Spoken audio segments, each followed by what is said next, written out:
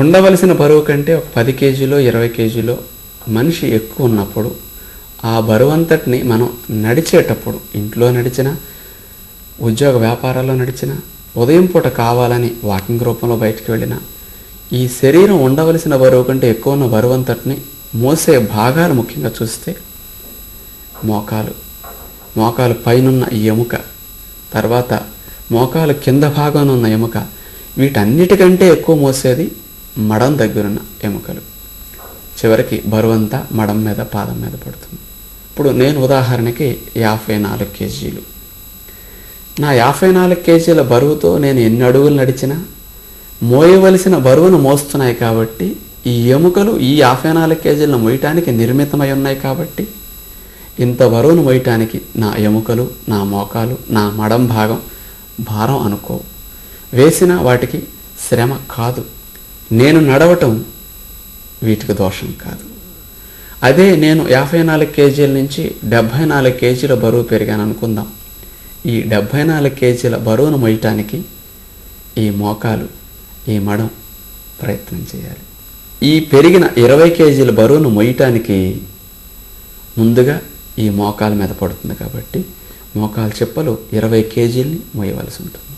అలాగే మడం మీద 20 కేజీల బరువు అధికంగా పడుతుంది.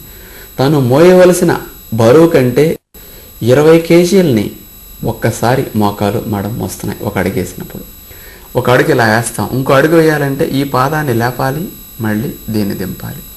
ఇలా దింపినప్పుడు ఈ 20 కేజీల బరువుని ఈ మోకాలు, మడం మోస్తున్నాయి. తర్వాత ఈ అడుగు లేపినప్పుడు ఈ పాదం మోస్తున్నాయి. ఇలా మనం ఎన్ని అడుగులు ప్రతినిత్యం నడుస్తామో అన్ని అడుగులు ఈ బరువును అధికంగా మోయవలసిందే.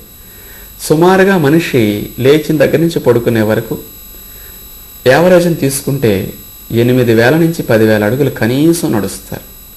ఇంట్లో అటు ఇటు ఊరికి ఊసిపోక తిరిగిన ఇలా ఉండిపోతుంది. అలా బాగా పనిచేసుకునేవారైతే 20,000 అడుగులు కనీసం వేస్తారు. యావరేజ్న 10,000 అడుగులు మనం వేసిన రోజుకి 10,000 సార్లు 20 కేజీలని ఒక్క రోజులో ఈ మోకాళ్ళు 2, ఈ మడాలు అధికంగా మోయవలసి వస్తుంది. మరి ఎముకల నిర్మాణం చూస్తే అంత బరువు మోయటానికి లేదు. కానీ అధికంగా ఎన్ని వేల సార్లు ఒక్క రోజులో మనం వేస్తే ఈ మోకాలు చెప్పులు ఏమవ్వాలి, ఆ మడాలు ఏమవ్వాలి, ఈ బరువును మోసి ఆ ఎముకలు ఏం కావాలి, అది మనం ఆలోచించాల్సింది. స్కూటర్ ఇద్దరెక్కి తోలుకోవడానికి నిర్మించారు. ఇద్దరెక్కి ఎన్ని రోజులు తోలుకున్నా ఆ స్ప్రింగులకి, ఆ టైర్లకి, ఆ ఇంజిన్కి భారం కాదు. ముగ్గురు ఎక్కితే భారమే, కానీ అప్పుడప్పుడు ముగ్గురు ఎక్కితే ఏమీ అనదు. కానీ అప్పుడప్పుడు ఎక్కితే ఏమీ అంటలేదని రోజు ముగ్గురిని ఎక్కి లాగించండి, ఏమవుతాయి? స్ప్రింగులు తొందరగా దెబ్బతింటాయి, టైర్లు తొందరగా దెబ్బతింటాయి, ఇంజిన్ తొందరగా బోర్కు వస్తుంది. అలాగే స్కూటర్ యొక్క లైఫ్ ఎలా తగ్గిపోతున్నదో మన మోకాళ్ళు, ఎముకలు, మడాల యొక్క దగ్గరుండే ఎముకల సమస్య పెరుగుతుంది, వాటికి భారం అవుతుంది. అందుకని బరువును మోసి ఈ ప్రెషర్ అంతా కార్టిలేజ్ మీద పడి కార్టిలేజ్ జిగురును ఉత్పత్తి చేస్తుంది. ఆ జిగురు ఉత్పత్తి రాను కార్టిలేజ్ దెబ్బతినేసరికి తగ్గిపోతుంది. జిగురు లేకపోతే మోకాలు చెప్పుల దగ్గర ఎముకకి ఎముక రాపిడికి గురవుతాయి. ఇక జిగురు లేని ఎముకలు అరుగుదలకు గురవుతాయి. గ్రీజు లేని బేరింగులు ఎలా అరిగిపోతాయో, టక్కు టిక్ అంటాయో, ఇక లావున్నవారు నడుస్తున్న అరిగిపోయిన కీళ్ళు ఇక టకాటిక సౌండ్లు రావటం, అరిగిపోవటం. ఇక వైద్యుల దగ్గరికి వెళితే మీ చిప్పలు అరిగిపోయాయి, మీ గ్రీజు పోయింది అని చెప్తారు. మరి ఏం చేయాలి? ఇలా అధికమైన బరువును వేస్తే లేని వారికి తొందరగా మోకాళ్ళ నొప్పులు వచ్చే అవకాశం ఉంటుంది. అందుకని ఆర్థోపెడిక్ సర్జన్స్ బాగా లావున్న వారిని నడవద్దు అంటారు, రెస్ట్గా కూర్చోండి అంటారు. మరి లావున్న వారు నడవకపోతే ఇంకా బరువు పెరుగుతాం అని ఒక భయం. నడిస్తే నొప్పులు, నడవకపోతే బరువు పెరుగుతాం. మరి ఏం చేయాలి? అటు వ్యాయామం చేయలేక, ఇటు మానలేక, తిండి తగ్గిస్తామా నీరసం, గట్టిగా తింటామా ఆయాసం. ఏం చేయాలి? అందుకని ఎటు కానీ పరిస్థితుల్లో ఇరుక్కున్నట్లయిపోతుంది. అందుకని లావున్నవారు, మోకాళ్ళ నొప్పులు వచ్చినవారు, మడాల నొప్పులు ఉన్నవారు, బాగా అధిక బరువుతో బాధపడేవారు వాకింగ్ చేయటం మానటం మంచిదని వైద్యులే చెప్తున్నారు. అందుచేత వారు ఇలాంటి ప్రక్రియ మానటం మంచిదని కూడా నా సలహా. మరి ఇతర వ్యాయామాల్లో చూస్తే ఏమైనా బరువు తగ్గుతామా? మరి ఆడతాం. ఈ బరువు అంతా ఆడినప్పుడు, పరిగెత్తినప్పుడు, ఎగిరినప్పుడు, టెన్నిస్ షటిల్ ఆడుతుంటే బరువు ఇంకా మోకాళ్ళ మీద మడ మీద పడుతుంది. నడిచిన దానికంటే ఎక్కువ దూకుతాం కాబట్టి అటు చోట్ల భారం ఇంకా పెరుగుతుంది. అవి పనికిరావు. ఏదైనా తాడాట ఆడదామా? కుదరదు, నొప్పులు ఎక్కువ అవుతాయి. ఏమైనా సైకిళ్ళు తొక్కుదామా? ఈ రోజుల్లో అందరికీ వాహనాలే, సైకిళ్ళు తొక్కే రోజులు పోయాయి. ఇక స్టాండ్ వేసి సైకిళ్ళు తొక్కుతున్నారు. వాటికి పెద్ద బరువు తగ్గదు ఆశించినట్లుగా. ఇక మోకాళ్ళ మీద, మడం మీద బరువు పడకూడదు. ఇక లావున్న వారు ఏ వ్యాయామం చేసినా ఈ శరీరం మొత్తం కదలికలు వస్తాయి. అందుకని ఇంత శరీరాన్ని కదిపినందుకు, అంత శరీరానికి ఆక్సిజన్ని, బ్లడ్ సప్లైని పెంచడానికి గుండె ఎక్కువగా స్పందించవలసిన అవసరం వస్తుంది. ఊపిరితిత్తులు రెట్టింపుగా కొట్టుకోవలసిన అవసరం వస్తుంది. లావన్నవారు ఏ కదలికిచ్చినా, ఏ వ్యాయామం చేసినా 72 సార్లు కొట్టుకునే గుండె 100, 110, 150 సార్లకు వెళ్ళిపోతుంది. ఊపిరితిత్తులు 15-18 సార్లు బదులుగా 20, 30, 40 సార్లకు వెళ్ళిపోతాయి. వీటన్నిటి మీద భారం పడుతుంది. ఎంత శరీరానికి కావలసిన వాటన్నిటినీ సప్లై చేయడానికి. అందుకని నడిస్తే ఇక్కడ బాధలు, నడవకుండా కూర్చుంటే మరో బాధలు. ఏ వ్యాయామం చేసినా ఇవన్నిటినీ అవస్థపెట్టినట్టు అవుతుంది. లావన్న వారికి ఈ భారం పడకుండా ఏ వ్యాయామాలు ఉన్నాయని ఆలోచన చేస్తే ఇంకొక వ్యాయామం ఉంది, ఈత. ఈ బరువంతా వెళ్ళి నీళ్ళ మీద పడుతుంది. కాళ్ళు చేతులు కదిపినా వాటి మీద భారం పడదు. అందుకని ఈత కొట్టడం ఈ రోజుల్లో లావున్న వారికి మంచిదని చెప్పచ్చు. తాగటానికి నీళ్ళు లేక వస్తుంటే ఇప్పుడు ఈతకు నీళ్ళ డాక్టర్ గారు అనొచ్చు మీరు. మరి 100కి 80-90% మందికి ఈత రాదు ఈరోజు బస్తీల్లో. అందుకని ఈ వ్యాయామం మంచిదైనప్పటికీ సాధ్యం కాదు, దాని పక్కన పెడదాం. ఇంకా బరువు తగ్గించుకోవడానికి ఇలాంటి నష్టం జరగకుండా లావున్న వారికి ఏ ప్రక్రియ ఉంది అని ఆలోచన చేయగా ఆసనాలు ఉన్నాయి. కానీ ఆసనాలు లావున్న వారికి ఎంత మేలు చేస్తాయో చాలామందికి తెలియదని చెప్పచ్చు. ఏ వ్యాయామ ప్రక్రియ లాభం కలిగించని విధంగా ఆసనాలు చాలా చక్కగా కలిగిస్తాయని చెప్పచ్చు. ఈ ఆసనాలు లావన్న వారికి చేసే మేలేమిటో ఇప్పుడు మనం తెలుసుకుంటున్నాం. ఆసనాలు లావన్న వారికి మంచిదంటానికి మొదటి కారణం, ఆసనాలు చేసేటప్పుడు శరీరం బరువు మోకాళ్ళ మీద కానీ మడం మీద కానీ పడదు. ఇంతకుముందు జరిగిన నష్టం ఆసనాల్లో జరగదు. అది ఎలా అంటే, ఆసనాలు చేసేటప్పుడు వ్యక్తి పడుకోవటం లేదా కూర్చోవటం చేస్తారు. పడుకున్నప్పుడు లేదా కూర్చున్నప్పుడు బరువు ఎప్పుడు మోకాళ్ళ మీద మడాల మీద పడదు, ఎముకల మీద భారం కాదు. అందుకని ఇంతకుముందు మోకాళ్ళ నొప్పులు రావటం, మడాల నొప్పులు రావటం అనే సమస్య ఇక్కడ ఉండదు. అందుకని లావున్నవారు ఆసనాలు మంచిది చేసుకోవడానికి అనడానికి ఇది మొదటి కారణం. ఇక రెండవది చూస్తే, ఆసనాలు చేసేటప్పుడు గుండె ఎక్కువ కొట్టుకోవడం జరగదు, ఊపిరితిత్తులు ఎక్కువ కొట్టుకోవడం జరగదు. మీరు ఎన్ని ఆసనాలు చేసినా ఆ లంగ్ రేట్, హార్ట్ రేట్ అలాగే ఉంటూ రక్త ప్రసరణ మాత్రం పెరుగుతుంది. ఇది ఆసనాల్లో జరిగే మంచి లాభం. ఆయాసం రాదు, ఎగశ్వాసలు రావు, వాటికి దీర్ఘశ్వాసలు వెళతాయి ఊపిరితిత్తుల్లో. గుండె అదే రెస్ట్గా పనిచేస్తూ రక్త ప్రసరణ అన్ని భాగాలుగా జరిగేటట్టు చేయగలుగుతుంది. ఇది రెండవ లాభం. ఇక మూడవది, ఆసనాలు చేస్తే లావున్న వారికి మంచిదనడానికి అతి ముఖ్యమైన లాభం అని చెప్పొచ్చు ఇది. అదేమిటంటే, ఆసనాలు చేసేటప్పుడు ఏ భాగానికి ఫలితం రావాలంటే ఆ భాగానికి ఆసనం చేయొచ్చు. ఇప్పుడు వాకింగ్ ఉంది, లావున్న వారిలో ఎక్కువ మందికి బొజ్జు ఉంటుంది. బొజ్జు తగ్గాలి, పొత్తి కడుపు పై పొట్టు.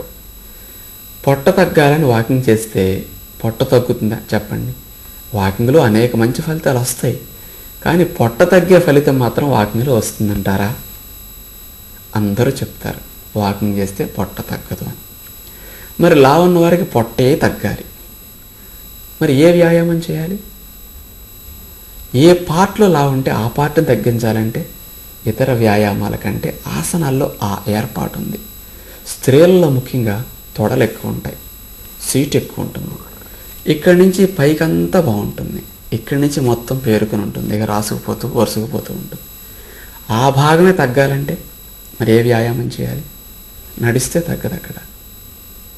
అందుచేత ఆసనాల్లో ఉన్న టెక్నిక్ ఏమిటంటే ఏ భాగంలో కొవ్వు ఎక్కువ ఉంటే ఆ భాగంలో కొవ్వును మాత్రమే కరిగించడానికి దానికి ఒక ఆసనం ఉంటుంది. ఉదాహరణకు తొడ తగ్గాలి, సుప్త వజ్రాసనం చేస్తే అక్కడే తగ్గుతుంది. పొత్తి కడుపు తగ్గాలి, ఒక ఆసనం ఉత్తాన పాదాసనం, అక్కడే తగ్గుతుంది.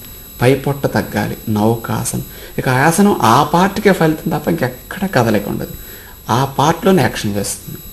కానీ లావు ఉన్న వారికి ఒక్కొక్కరికి జబ్బలు ఎక్కువ ఉంటాయి, ఒక్కొక్కరికి ఇక్కడ వీపు ఎక్కువ ఉంటుంది, ఒక్కొక్కరికి సీట్ ఎక్కువ ఉంటుంది, మొత్తం చూడటానికి అసహ్యంగా వెనక అట్లా ఇట్లా కదులుతూ ఉంటాయి చూస్తుంటే. మరి అదే తగ్గాలి. ఏం చేస్తే తగ్గుతుంది? ఆసనాల్లో దానికి సంబంధించిన ఆసనం వేస్తే అక్కడ యాక్షన్ చేస్తుంది. ఇలాంటి స్పెషల్గా డిజైన్ చేసిన టెక్నిక్ ఆసనాల్లో ఉంది కాబట్టి లావు ఉన్న వారికి ఇతర వ్యాయామాల కంటే ఆసనాలు మంచిదనడానికి ఇది 3వ కారణం. 4వది చూస్తే ఆసనాలు చేయటానికి ఎక్కడికి ఇల్లు వాకిలు వదిలిపెట్టి వెళ్ళక్కర్లేదు, ఇంకొకరు తోడక్కర్లా, వాతావరణం సహకరించలేదు, ఈరోజు ఎగ్గొట్టడానికి లేదు. ఇప్పుడు వర్షాకాలం వస్తుంది, వాకింగ్ వాళ్ళు ఎగ్గొట్టేస్తారు, ఆటలు వాళ్ళు ఎగ్గొట్టేస్తారు, మరి ఇతర ప్రక్రియలన్నీ క్లోజ్ అయిపోతాయి. కానీ ఆసనాలు అనుకోండి, మన ఇంట్లో మనం చక్కగా ఒక చాపేసుకుని ఎవరికి తోడు లేకుండా కూడా చేయొచ్చు. ఇప్పుడు తెల్లవారుదాన లెగుస్తారు, ఈ టైంలో బయటికి వెళితే ఏదైనా భయం అని కూడా చాలామంది స్త్రీలు వెళ్ళరు, కొంచెం వెళుతూ రావాలనుకుంటారు. ఆసనాలకు ఆ సమస్య లేదుగా, మీకు కుదిరిన సమయంలో చేసుకోవచ్చు. అదే ఈవినింగ్ టైం బయటికి వెళ్ళాలనుకుని వ్యాయామాలు చేయడానికి నలుగురు కనపడతారు, బాగోదని, పొల్యూషన్ వస్తుందని వెళ్ళరు. కానీ ఆసనాలు అట్లా లేదే, ఉదయం కావాలంటే చేసుకోవచ్చు, సాయంకాలం కావాలంటే చేసుకోవచ్చు, మీకు కుదిరిన 7ంటికి 8ంటికి చేయొచ్చు. కొంతమంది ఉద్యోగస్తులు అయితే 8ంటికి లెగుస్తారు, వ్యాపారస్తులు 8ంటికి వాకింగ్కి వెళితే నవ్వుతారు ఎవరన్నా. అంత ఎండ వచ్చాక అంత జనాలు వచ్చేసిన తర్వాత వాకింగ్కి వెళితే బాగోదని ఎగ్గొట్టేస్తారు. కానీ 8ంటికి కూడా మీ ఇంట్లో మీరు కూర్చొని ఆసనాలు చేసుకోవచ్చే, ఎవరి తోడు లేకుండా, ఏ వాతావరణ ఇబ్బందులు లేకుండా. కానీ ఆసనాలు అందరికీ ఈ రోజుల్లో కూడా ఇంత మంచి విధానం అని చెప్పుకోవడానికి ఇదొక కారణం. ఇవన్నీ లావున్న వారి కొరకు ఆసనాలు చేసే మేలని చెప్పచ్చు. మరి ఆసనాలు చేస్తే బరువు తగ్గుతుంది అనే సందేహం మీలో ఇంకా పోయి ఉండదు. ఏమండి, ఇప్పుడు చెప్పిన వరకు చూస్తే లాజిక్ బాగానే ఉంది, మరి ఆసనాలు చేస్తే కొవ్వు ఎలా కరుగుతుందండి? అసలు మాకు ఇంతలా బొజ్జ ఇంతలా సీట్ ఉంటే అసలు ఆసనాలు అందాలి కదండి, వంగాలి కదండి, ఆసనం వస్తే కదండి మాకు ఫలితం వచ్చేది అనే సందేహం మీలో కలగచ్చు. అందరూ ఇలాంటి అపోహతోనే ఆసనాలకు దూరం అవుతున్నారు. ఆసనంలో ఉన్న గొప్ప రహస్యం ఏమిటంటే ఆసనం వేయటం రాకపోయినా ఫలితం మాత్రం వస్తుంది. ఇదేమిటండి ఆశ్చర్యంగా ఉంది అనిపించవచ్చు మీకు. ఆసనం వేయటానికి చేయటానికి పూర్తిగా రావటానికి కొన్ని రోజుల్లో కొన్ని నెలలో పట్టొచ్చు, కానీ ఫలితం మాత్రం ఆ ఆసనం నేర్చుకోవడం శాంతం వచ్చినప్పటి నుంచి స్టార్ట్ అవుతుంది అనుకుని చాలామంది ఆసనాలకు దూరం అవుతుంటారు. తప్పది. ఆసనాలు చేయటం ప్రారంభించిన రోజు నుంచి ఫలితం అందరికీ వస్తుంది. ఏ భాగానికి ఆసనం చేస్తే ఆ భాగానికి ఫలితం వస్తుంది. అలాంటి గొప్ప టెక్నిక్ ఆసనాల్లో ఉందన్నమాట. దీన్ని మనం తెలుసుకుంటే లావున్న వారికి కూడా ఆసనాలు మనం నేర్పించవచ్చు. ఈ రహస్యాన్ని నేను ఎలా తెలుసుకోగలిగానంటే, నేను ఆసనాలను 85లో నేర్చుకోవడం జరిగింది. అప్పటి నుంచి నేను అవకాశం ఉన్న వరకు చేస్తూ వస్తున్నాను. మాతో పాటు తోటివారు కాస్త లావన్నవారు కూడా ఆసనాల క్లాసులు నేర్చుకోవడం జరిగింది. 2-3 నెలలు ఆసనాలు చేసి లావన్నవారు మానేస్తున్నారు క్లాస్కి రాకుండా. ఎందుకు క్లాస్ ఎగ్గొడుతున్నారయ్యా మానేస్తున్నారని అడిగితే వారిని 2-3 నెలలు చేసిన పెద్దగా బరువు తగ్గలేదండి, ఆశించిన ఫలితం రాలేదండి, అందుకు మానేస్తున్నాం, హాయిగా ఇంకో వ్యాయామాల వైపు వెళ్ళిపోదాం అని వారు సమాధానం చెప్పేవారు. నేను ఇలా కొన్ని సంవత్సరాలు చూడగా ఏమిటి ఈ లోపం, ఆసనాల్లో బరువు తగ్గడానికి పనికి రావట్లేదా, బరువును తగ్గించే ప్రక్రియ ఆసనాల్లో లేదా అని నాలో నేను ఆలోచన చేసుకుని ఎక్కడ ఈ దోషం జరుగుతున్నదని కాస్త ప్రాక్టీస్లో కొంచెం కొంచెం మార్పులు చేసి అసలు బరువు తగ్గుతామా లేదా అని నేను ట్రై చేశాను. ఎక్కడ ఈ తప్పు జరుగుతున్నది, దాన్ని ఎలా రెక్టిఫై చేస్తే లావున్న వారు బరువు తగ్గుతారని ఒక రీసెర్చ్ లాగా నా మీద నేను చేసుకోగా, లావున్నవారు చేసే తప్పు ఏమిటంటే, నాకు అందలేదని నిరుత్సాహంతో ఆ ఆసనం మానేసి వచ్చిన ఆసనాలు చేసుకుంటున్నారు. అదొకటి తప్పు. రెండవది, ఆసనంలో ఎక్కువసేపు ఉంటే వీళ్లకు టైం వేస్ట్ అవుతున్నదని కాసేపు చేసి తీసేసి ఇంకో ఆసనం వేస్తున్నారు. ఎక్కువ ఆసనాలు చేస్తే ఫలితం వస్తుందని రిపీటెడ్గా ఎక్కువ ఆసనాలు చేసుకెళ్ళిపోతున్నారు. కానీ వేసిన ఆసనాన్ని పర్ఫెక్ట్గా ఎక్కువసేపు ఉంటే కొవ్వు కరుగుతుందనే వాస్తవం వారు తెలుసుకోలేక 30-25 ఆసనాలు చేస్తే చెమటలు పడతాయను, ఎక్కువ ఆసనాలు చేస్తే ఎక్కువ కరుగుతుందని ఆ విధానంలో వెళుతున్నారు. కానీ వేసిన ఆసనాన్ని ఎక్కువసేపు ఉండి పర్ఫెక్ట్గా వేస్తే ఏ భాగంలో కరగాల్సిన కొవ్వు ఆ భాగంలో బాగా కరుగుతుందనే విషయాన్ని అక్కడ మరిచినట్టు నాకు అర్థమైంది. నేను తెలుసుకున్నాను. ఇంకొక తప్పు కూడా ఉంది. మూడవది, ఆసనాల్లో శ్వాసను బిగించేసి ఆసనంలో తక్కువ టైం ఉంటున్నారు. అక్కడ మళ్ళీ శ్వాసకు సంబంధం జోడిస్తున్నారు ఆసనానికి. ఈ శ్వాస సంబంధం జోడించినప్పుడు ఆసనంలో ఎక్కువ సమయం మనిషి ఉండలేకపోతున్నాడు. ఎక్కువ సమయం ఉండలేకపోతే ఆ భాగంలో కొవ్వు సరిగా కరగదు. అందుకని ఈ 3 తప్పుల్ని నేను సవరించితే బాగుంటుందని నాకు అనిపించి నేను అలా సవరించి లావన్న వారికి నేను ప్రత్యేకించి ఆసనాలు క్లాస్ పెట్టడం ప్రారంభించాను. అప్పటి నుంచి ఫలితం ఎక్కువ రావటం నేను వారిలో గమనించాను. ఇక ఇప్పుడు 10 సంవత్సరాల నుంచి సుమారుగా నేను ఇతరులకి ఆసనాల క్లాసు నేర్పడం మానేసి ఇక చదువుకునే పిల్లలకి, చిన్న వయసు పిల్లలకి, ఏదో సన్నగా ఉన్నవారికి, అనేక రకాల ఆసనాలు నేర్చుకుందాం అనేవారికి ఆసనాలు నేర్పడం నేను ఆపేశాను. నేను ఒక 100 ఆసనాలు వేయగలను, కానీ నాకు వచ్చిన ఆసనాలన్నింటినీ పూర్వంలో నేర్పే కానీ ఈ 10 సంవత్సరాల నుంచి నేర్పడం మానేశాను. లావన్న వారిని ఎవరు కాన్సన్ట్రేట్ చేసి ఆసనాలు చేయటం లేదనే ఉద్దేశంతో ప్రత్యేకంగా లావన్న వారి కొరకే నేను ఆసనాల క్లాస్ పెట్టి అందిస్తే వాళ్ళకి ఎంతో మేలు జరుగుతుంది. పాపం లావై మొయ్యలేక నడిస్తే నొప్పులు, నడవకపోతే ఇంకో బాధ. దీని నుంచి బయటపడే ప్రక్రియ ఆసనాల్లో రహస్యం ఉందని తెలుసుకుని లావున్న వారి కొరకే అతి ముఖ్యమైన ఆసనాన్ని సెలెక్ట్ చేసి మేము నేర్పిస్తున్నాం. ఇప్పుడు నేను నేర్పే ఆసనాలు 10-15 మాత్రమే. 10 ఆసనాలు చేస్తే బరువు తగ్గవలసిన వారికి సరిపోతుందని తెలుసుకుని వాటిని నేర్పిస్తున్నాం. అందులో మీకు నమ్మకం కలగాలంటే ఒక ఆసనాన్ని ఇక్కడ ప్రాక్టికల్గా వేసి చూద్దాం. అందరూ ఎలా అని నిరుత్సాహపడుతున్నారో ఆ నిరుత్సాహం లేకుండా ఆసనంలో ఫలితం రావాలంటే, ఆసనాన్ని రాకపోయినా ఫలితం వస్తుందనే విషయం మీకు ప్రాక్టికల్గా ప్రూవ్ అవ్వాలంటే మనందరం ఇప్పుడు ఒక ఆసనాన్ని వేస్తే కానీ ఇప్పుడు చెప్పుకున్న విషయమంతా మీకు అనుభవపూర్వకంగా తెలియదు. దాన్ని తెలుసుకునే ప్రయత్నం ఇప్పుడు మనం చూద్దాం. ఇప్పుడు మనం పశ్చిమోత్తానాసన అనే ఒక ఆసనాన్ని ప్రాక్టికల్గా చేసి చూద్దాం. ఈ ఆసనాన్ని అందరికీ తెలిసినప్పటికీ వేయటం చాలా కష్టం అని చెప్పచ్చు. అన్ని ఆసనాలు వేయగలుగుతారని ఈ ఆసనం వేయటం మాత్రం లావున్న వారికి మరీ కష్టం అని చెప్పచ్చు.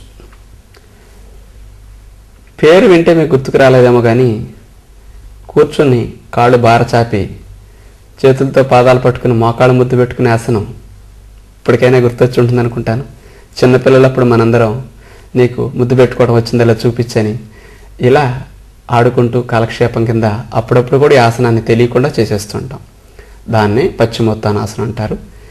దీన్ని ఇప్పుడు చేయమంటే సన్నటి వారు, లావువారు, బొజ్జున్నవారు, సీట్ ఎక్కువ ఉన్నారు అందరూ కూర్చుంటారు క్లాసులో.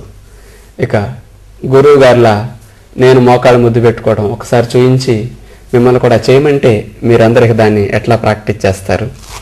ఇప్పుడు పశ్చిమోత్తానాసన్ నేను ఒకసారి చేసి చూపిస్తాను.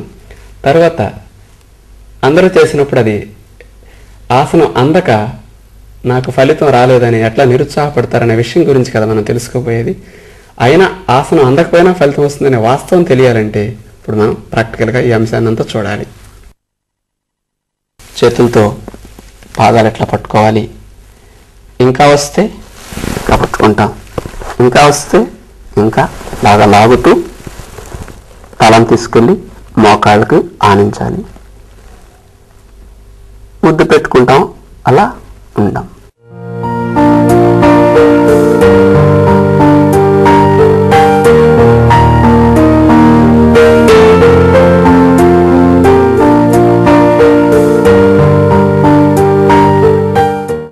ఉండగలిగిన వరకు అలా ఉండి తర్వాత ఆసనం తీసేస్తాం, హాయిగా రిలాక్స్ అవుతాం. ఇది పశ్చిమోత్తానాసనం. ఇక నాకంటే బొచ్చలేదు, కాస్త ఆసనాలు నేర్పుతుంటాం కాబట్టి అన్నీ కాస్త బిగవకుండా ఫ్రీగా ఉన్నాయి, ముద్దు పెట్టుకోవటం వచ్చింది. ఇక మిమ్మల్ని వేయమంటే ఇక రకరకాలుగా ఎలా చేస్తుంటారో చూద్దాం. కొంతమంది ముద్దు పెట్టుకోవడమే లక్ష్యంగా పెట్టుకుని అలా చేస్తారు. కాలు వంగిందే ఫలితం రాదు. ఆసనం రాకపోయినా మనం చేయకూడని మొదటి తప్పు ఏమిటంటే కాలు వంచటం చేయకూడదు, స్ట్రైట్గా ఉంచాలి. అసలు ఈ రెండింటిని ఇట్లా స్ట్రైట్గా పెట్టి మనం ఆసనం చేసే ప్రయత్నం అప్పుడు ప్రారంభించాలి. మీకు ఎంత వచ్చినా రాకపోయినా ఈ బేసిక్ మిస్టేక్ని మాత్రం మనం చేస్తే ఫలితం రాదు. ఈ తప్పుని చేయకుండా ఇలా చాపి ఇక చేతులతో ముందు పాదాలను పట్టుకోమని చెప్తున్నాం. ఇక ఒక్కొక్కళ్ళు వంగటం ప్రారంభిస్తారు. ఒక్కరికి చేతులు ఇక్కడికి వస్తాయి, ఇది వెల్డింగ్ చేసినట్టుగా నడ్డి ఇక్కడికే బీసుకుపోతుంది. ఇక ఎంత గుంజినా ముందుకు జరగదు. ఇక కొంతమంది ఇక్కడికి వస్తారు, కొంతమంది చేతులు ఇక్కడికి వస్తాయి, కొంతమందికి ఇక్కడికి వస్తాయి, కొంతమందికి మాత్రం పట్టుకోవడానికి దొరుకుతాయి, కొంతమందికి ఇట్లా రావచ్చు, కొంతమందికి ఇక్కడికంటే వెళ్ళకపోవచ్చు. ఇలా రకరకాల స్థితులు అందరిలో కనపడుతుంటాయి. పూర్తి ఆసనం ఒక 100 మందిలో 4, 5, 3 రావచ్చు. మరి వీళ్ళందరికీ ఏమనిపిస్తుంది? ఇప్పుడు ఇక్కడి నుంచి కొంతమందికి అసలు కొంచెం కూడా ముందుకు వెళ్ళదంటున్నాం కదా, చాలామందికి ఇక్కడ స్పీడ్ బ్రేకర్ లాగా బొజ్జ అడ్డుపడుతూ ఉంటుంది. ఇక వంగటానికి ఏమాత్రం పొట్ట సహకరించదు. అందుకని ఎట్లా వెళతారు ముందుకి? వీళ్ళకి అనిపిస్తుంది చేతులతో పాదాలు పట్టుకోవడానికే 3 దూరం ఉంది, ఈ జన్మకు చేతులన్నా అందుతాయంటావా? ఇక ముద్దు పెట్టుకోవడం ఎప్పుడు వస్తుందిలే, వచ్చే జన్మలో పుట్టిన కాడి నుంచి ఆసనాలు నేర్చుకుందాంలే, ఇక ఈ జన్మకు ఆసనాల క్లాసులు మనకెందుకని ఈ దూరాన్ని చూసి నిరుత్సాహం వచ్చి వెళ్ళిపోతారు. కొంతమంది ఇక్కడ, కొంతమంది ఇక్కడికి వచ్చిన వారు ఇంకొంచెం దూరమే కదా, బెత్తిడి దూరమే కదా, వేళ్ళన్నా అందుకుందామని వేళ్ళకి చేతులకి మధ్య దూరం 1 అంగుళం 2 అంగుళాలు ఉన్నవారు ఏం చేస్తారంటే అంటుకుంటే ఒక పని అన్న అయిపోతుందని వస్తే వెనక్కి వచ్చి ఊపుకెళ్ళి అంటుకొచ్చేస్తారు. అది ఆసనం కాదు. కొంతమంది ఇట్లా పట్టుకున్నారు, అసలు ఆసనం రాలా. ముద్దు పెట్టుకోవడం అనేది రావడానికి ఏదో ఒకళ్ళిద్దరికి వచ్చింది, లేదా కొద్ది మందికి వచ్చింది అనుకుందాం. మరి వీళ్ళందరికీ అనిపిస్తుంది మాకు ఆసనం రాలేదు కదా, మాకు ఫలితం ఎలా వస్తుంది అనిపిస్తుంది. ఇక్కడ నేను ఇలా పట్టుకుని మోకాళ్ళు ముద్దు పెట్టుకుని ఉన్నప్పుడు నాకు ఏం మార్పు జరిగింది అది మీకు ఇప్పుడు నేను వివరిస్తాను. ఇలా ముద్దు పెట్టుకుని ఉన్నప్పుడు ఈ పొత్తి కడుపు ఖండాలన్నీ ఇట్లా పిండినట్లయ్యాయి. తడిపిన గుడ్డ ఆరవేయాలంటే మనం పిండుతాం చూసారా, ఈ ఖండంతా అట్లా పిండినట్లయింది. ఆ ప్రెస్సింగ్కి ఈ పార్ట్లో ఉండే ఫ్యాట్ ఈ ఆసనం వేసి అలా ఉన్నప్పుడు కరుగుతుంది. నేను ఊరికి వెళ్ళి ఇట్లా ముద్దు పెట్టుకొచ్చేసాను అనుకోండి, అప్పుడు ఆ పార్ట్ మీద యాక్షన్ జరగదు. అందుకని అదే విధంగా నేను ఒక 6 నిమిషం అట్లాగే ముద్దు పెట్టుకుని అలా ఉంటే అప్పుడు ఈ పార్ట్లో యాక్షన్ జరిగి ఇక్కడ కొవ్వు కరుగుతుంది. ఇలా బాగా నేను ఇట్లా ముద్దు పెట్టుకు సాగదీసినప్పుడు ఈ పాదం చివరి నుంచి వెన్నుపూసకు కనెక్షన్ ఉన్న అతిపెద్ద నర్వ్ సయాటిక్ నర్వ్, ఆ నర్వ్ ఇట్లా ముద్దు పెట్టుకోవడానికి ముందుకు బాగా సాగదీపడుతుంది. ఇక్కడి నుంచి బాగా గుంజుతున్నట్టు మనకు అనిపిస్తుంది. అందుకని భవిష్యత్తులో ఈ సయాటిక్ నర్వ్ ప్రెస్సింగ్స్ అవి కూడా రాకుండా ముందు నుంచి ఫ్లెక్సిబిలిటీ ఉన్న వారికి అవేమీ రాకుండా ఉంటాయి. ఇట్లా బాగా ముందుకొంగి ముద్దు పెట్టుకున్నప్పుడు ఈ ప్రక్కలు బాగా సాగతీయపడతాయి. కొంచెం ఇక్కడ నొప్పి అనిపిస్తూ ఉంటుంది, ఇక్కడ నొప్పి కొంచెం.